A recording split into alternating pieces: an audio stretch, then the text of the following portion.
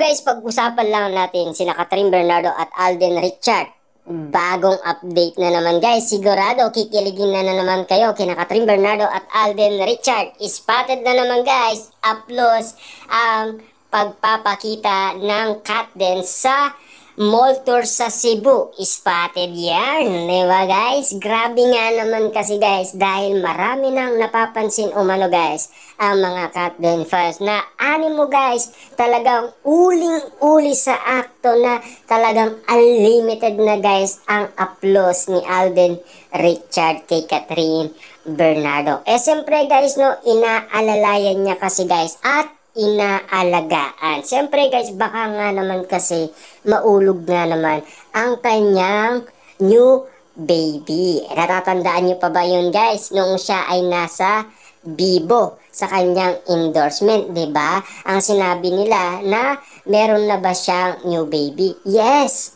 Ang sagot ni Alden Richard. At kinilig nga naman kasi guys lahat ng tao. Kita niyo naman guys ha, wala pa silang movie noon, 'di ba? Pero ngayon guys, kitang-kita naman natin na meron na silang movie ngayon. Pero alam naman natin guys, ibahin na natin na kahit na yung iba, hindi man sila naniniwala kina Catherine Bernardo at Alden Richard dahil wala naman silang alam guys sa istorya, 'di ba? Pero tayo guys, siyempre, lagi tayong updated sa issue at intriga. Lalong-lalo na guys, binabantayan natin ang mga matanglawin na mga Marisol at Marites. Siyempre guys, hindi makakatakas yan dahil matalas din ang ating mga mata kapag nasilayan natin guys ang mga kumakalat na issue sa social media. At lalo-lalo na guys, kung may mga bagong update tayo na pwedeng pag-usapan tungkol umano kina Catherine Bernardo at Alden Richard. Siyempre guys, kung pabilisan nga naman guys ang kamay, simbilis ni Elastic Man ang kamay ni Alden Richard, 'di ba? Siyempre guys, pinangalan nga naman kasi ng mga cat den fans kay Alden yan.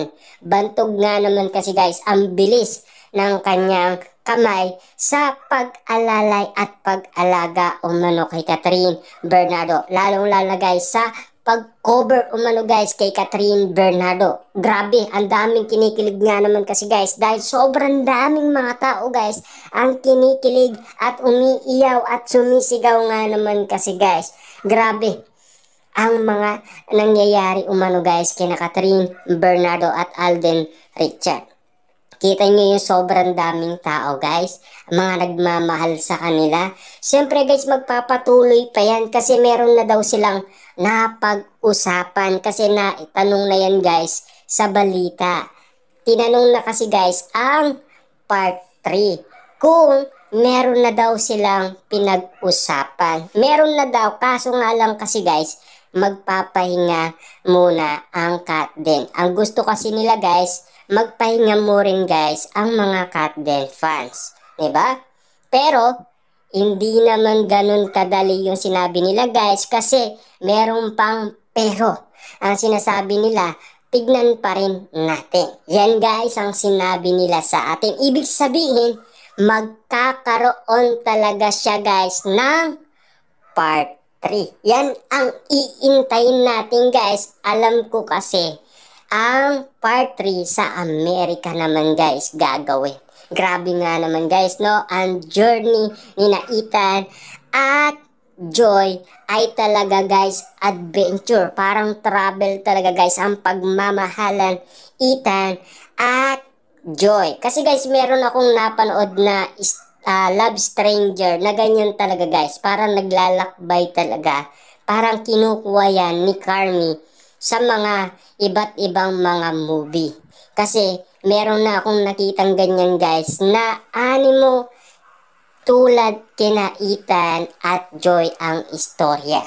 Grabe nga naman kasi guys dahil mga ganyang kwento na ginawa ni Carmi talagang binubuhay ni Alden Richard at Catherine Bernardo na nagiging patok.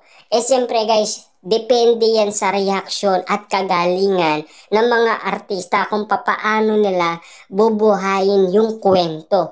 Kung papaano nila guys isasabuhay yung kwento na ginawa ni Carmi.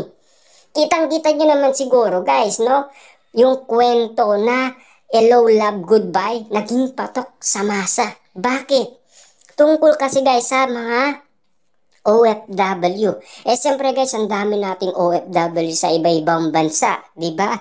Siyempre, kahit na yung mga nasa Pilipinas, magiging concerned din kung ano ang naranasan ng mga OFW sa ibang bansa. Kung papaano nga naman sila magtrabaho, paano nga naman guys sila nagsisilbi sa kanilang mga hamo bilang domestic helper guys ha. Nahirapan man guys si Catherine Bernardo pero napagpatuloy. Tignan nyo naman ang resulta. Hanggang ngayon guys, kinikilig pa rin ang maraming tao. Ang dami pa rin nagtitiwala sa kanila. Ang dami pa rin nagmamahal sa kanila. At least guys ha, hindi nawalan ng pag-asa ang mga Katden fans. Kahit almost 5 years na, nandyan pa rin sila. Kahit na guys tumagal man, at least buhay na buhay pa rin guys ang fans ni Alden Richard at Catherine Bernardo. Pero lalo pa silang dumadami ng dumadami. Kasi dumadami guys ang sumusuporta at nagmamahal sa kanila.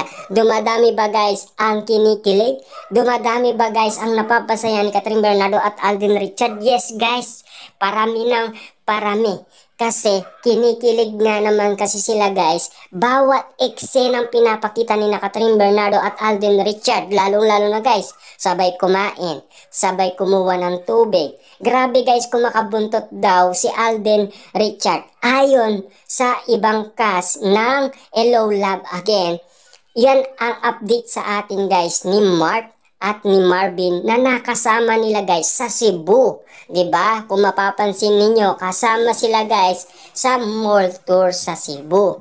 Grabe nga naman kasi guys ang bawat eksena na nangyari. Kitang-kita kasi guys ng maraming tao kung bakit nga naman guys lahat ng location merong Katden Fans Official Club. Diba? Kasi yan mga yan guys, sila yung nagbibigay ng cup kina Catherine Bernardo at Alden Richard. Pati damit guys, meron sila. Pati nga bulaklak guys, nagbibigay sila noon. At spotted nga naman yan guys. Noon nakakuha sila ng award na Box Office King and Queen. Kahit nga si Mami Min Bernardo binigyan nila ng bulaklak dahil Mother's Day noon. At igit nagpasalamat si Catherine Bernardo. At doon natin nakita guys ang eksena kung papaano alalayan ni Alden Richard si Catherine Bernardo. Tuloy-tuloy ba guys ang pag-alala niya at pag-aalaga? Yes! Mukhang naging lastik man pa nga guys si Alden Richard. Naging bakod ira pa nga guys si Alden Richard eh. Naging wall of Catherine pa nga guys si Alden Richard eh. Naging bodyguard pa nga ni Catherine Bernardo. Ayon sa mga netizens guys na nasa Canada. At kitang-kita nga naman kasi guys nila ang bawat pangyayari. Kasi spotted nga naman guys at uling-uli sa eksena. At lalo-lalo na guys, ang mga matang lawin talaga guys ay hindi matatakasan ni Catherine Bernardo at Alden Richard. Lalong-lalo na guys, ang mga legit na marites na pwedeng bumulong sa atin. Lalong-lalo na kasi guys sa mga eksenang napapansin nila na hindi natin alam pero alam ng mga legit na marites kung anong ginagawa ni Alden Richard at Catherine Bernardo. Siguro natatandaan ninyo to guys, noong na-interview umano si Alden Richard na what you see, what you get. Pero after nun guys, narinig na natin si Ogie Diaz. Nagbalita na. Ang sabi, 100% legit na liligaw talaga si Alden Richard. Paano nalaman guys ni Ogie Diaz? Sa kampo mismo ni Catherine Bernardo na spotted nga naman daw si Alden Richard. Ayon pa nga guys sa gardener ni Catherine Bernardo, Sir Alden, ikaw pala yan.